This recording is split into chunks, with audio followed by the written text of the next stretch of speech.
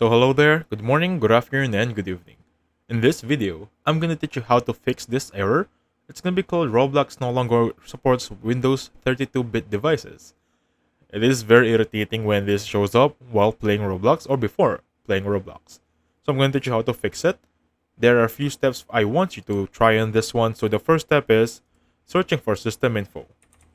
System info on your PCs should be searching on the left side of your screen on the search bar and click on System Information. Now on this one, under System Summary, you should see System Type.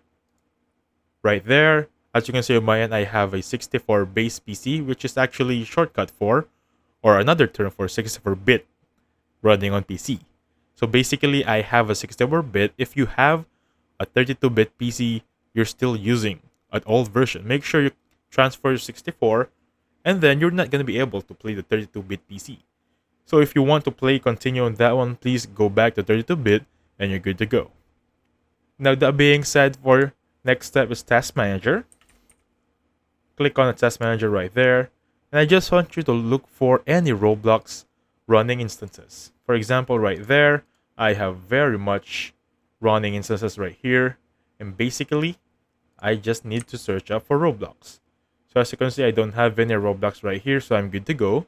But if you see any Roblox running on your task manager, make sure you remove it. And then for next step, it's going to be checking for updates.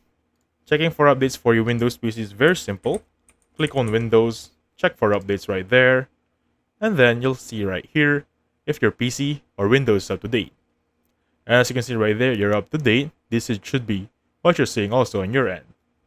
That being said, if the problem still persists, and you cannot still play the Windows application, might as well use the third-party application from the Microsoft Store.